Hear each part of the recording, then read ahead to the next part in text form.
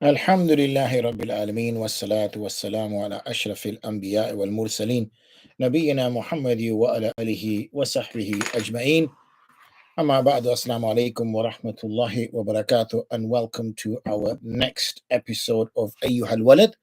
We have now reached the 14th council, alhamdulillah, and we're going to just focus on the 14th council today, and then we're going to be back to our onesies now.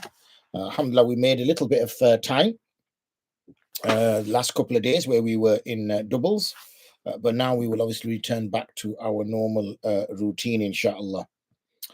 So, Bismillah ar-Rahman ar-Rahim. Ayyuh al-Walad.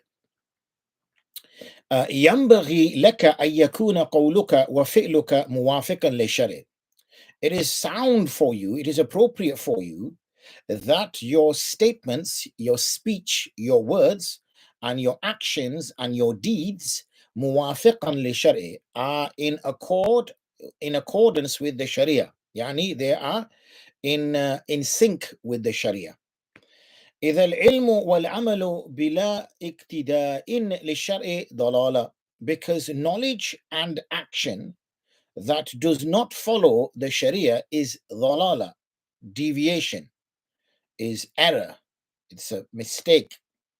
وينبغي لك ألا تغتر بالسطح والطامات الصوفية.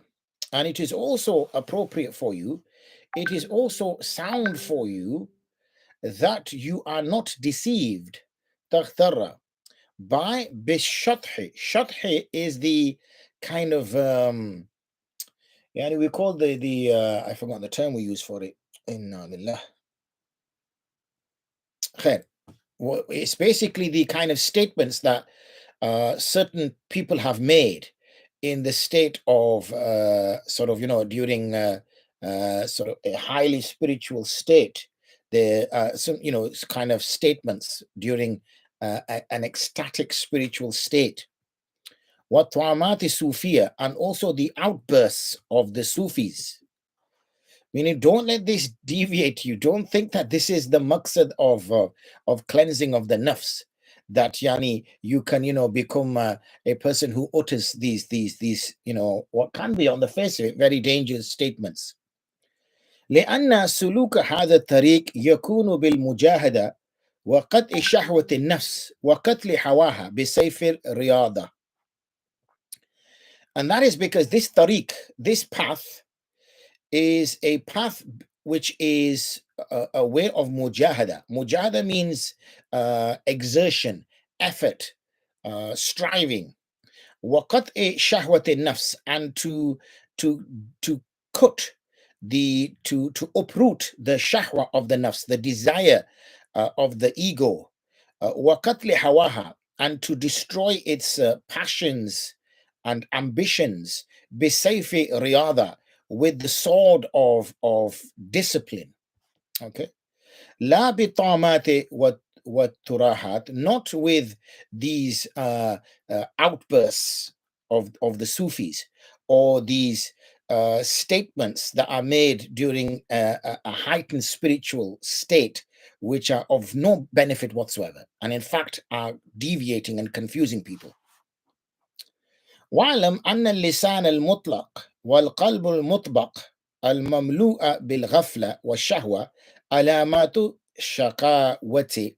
Know this, that a lisan al-mutlaq, yani a loose tongue, okay, a loose tongue, والقلب المطبق, and a heart which is مطبق al-mamlu', which is al-mamu' bil ghafla. Mutbaq is something which is kind of gone rusted over, it's dirty. Al-mamlu'a bil ghafla, which is filled with ghafla, carefree, negligence, wa shahwa, and desires. Alamatu shaqawati are a sign of misfortune. فإذا لم تقتل النفس بالصدق المجاهدة فلن يحيا قلبك بأنوار المعرفة. So if you do not kill the ego, bisidqil mujahada, with sincere, true effort, with sincere, true exertion, فَلَنْ يَحْيَا قَلْبُكَ, then you will not be able to liven your heart, give life to your heart, بِأَنْوَارِ الْمَعْرِفَةِ, using the lights of gnosis. Yani ma'rifah is when you truly understand your position in the world, what you truly are. Okay, it's a high maqam that is achievable when a person walks the tariq, the path. وَأَلَمْ أَنَّ بَعْدَ مَسَائِلِكَ الَّتِي سَأَلْتَنِي عَنْهَا لا يستقيم جوابها بالكتابة والقول. And know this, because we're now returning back to, if you remember, the student wrote to Imam Ghazali asking him about what he should do with himself for the remainder portion of his life. And generally the advice we've seen Imam Ghazali give so far is about having knowledge, but having knowledge not being the be-all and the end-all, but rather using knowledge in order to do actions, because the actions are which are key. It is the actions which is going to leave behind the final abode that you will have on Yawm al-Qiyamah. And now he just talked about not being distracted by coming along the path of self-rectification, by coming along the path of self-reformation, that you don't get caught up in the Sufi trances and in the Sufi statements and in the Sufi exaggerations and outbursts, and these distract you from the goal, and you kind of think, oh, okay, this is what I need to do, this is what I need to achieve. Putting that all to one side, he then says, wa'alam, know this, that some of what you have asked me, masailika, some of the questions that you have asked me, sa'altani anha, la yastaqimu jawabuha bil kitab wal qawl. I can't give you the answers by writing to you or by speaking to you. In tablugha tilka al-halata ta'rifu ma hi. Okay. In tablughu tilka al-hala, if you reach this hal, if you reach this state, if you reach this spiritual position, ta'rifu ma hi, you will recognize them yourself. Okay, you will recognize them yourself. Wa illa fa ilmuha min al-mustahilati li'annaha dhawqiyya. If not, if you don't reach this maqam in life, if you do not reach this spiritual station in life, فَعِلْمُهَا مِنَ الْمُسْتَحِيلَاتِ, then its knowledge is from those things which are impossible to perceive, impossible to learn, impossible to intellectually engage with. لِأَنَّهَا ذَوْقِيَّةٌ, because these are those things which have to be literally tasted, but really experienced. It is only through experience that you will be able to understand this knowledge. وَكُلُّ مَا يَكُونُ ذَوْقِيًّا لَا يَسْتَقِيمُ وَصْفُهُ بِالْقَوْلِ كَالْحَلَاوَةِ الْحُلْوِ وَمَرَارَةِ الْمُرِّ لَا تُعْرَفُ إِلَّا بِالذَّوْقِ.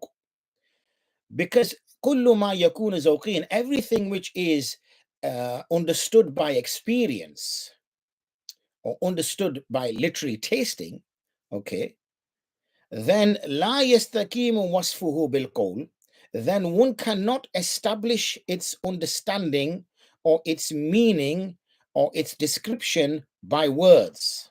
Okay, like the sweetness of a sweet dish. So how do you explain to somebody what an ice cream tastes like? Okay, how do you explain to somebody what a chocolate tastes like? How are you going to explain that? Oh, it's sweet. Well, that's the problem. He doesn't know what sweet is. So how are you going to explain that to somebody? Now, unless you give a piece of chocolate to somebody and say, put that in your mouth, and they put it in their mouth, oh, okay, now I know what that is. Similarly, how do you explain to somebody what spices are? How do you explain to somebody the taste of chili? How do you explain that to somebody? It burns your mouth. Okay, the only thing I guess they can draw some comparison to is putting like a hot water in their mouth. So they'll think, oh, okay, is that what it is? It's like when you put hot water in your mouth. It's not. You cannot explain what chili is until you give a chili to someone, they put it in their mouth and say, oh, okay, I know what that is now. What? Mararatil murri, and the bitterness of something which is bitter. لا تعرف إلا بذوق. That is never understood. You cannot reach that, comprehend that intellectually. You have to experience it. Okay, explaining to somebody how it is to give birth to a child, explaining to somebody how it is to be a father or a mother, explaining to somebody, all the experiences that we've had through life. You cannot explain that to somebody because they cannot really appreciate it, really understand it, unless they experience it. كما حكي أن عنينا كتب إلى صاحبه. This is like a story or an event in which it is narrated that Anna Inninan, that an impotent man, he wrote to his friend له أن عرفني لذة المجامعة كيف تكون, and he asked him, explain to me the feeling a person gets during intimacy with a woman. Okay, so he's impotent. He's never experienced that physical engagement with a woman. So he asked his friend that, explain to me how it feels, to be with a woman, to have physical intimacy with a woman. فَكَتَبَ لَهُ فِي جَوَابِهِ. So he wrote to him in response, his friend wrote to him in response, and he said, Ya Fulan, he called him by his name, whatever his name was, or so and so. إِنِّي كُنْتُ حَسِبْتُكَ إِنِّينًا فَقَطْ. Up until now, I thought that you were impotent only. وَالْآنَ, as for now, عَرَفْتُ أَنَّكَ إِنِّينٌ وَأَحْمَقٌ.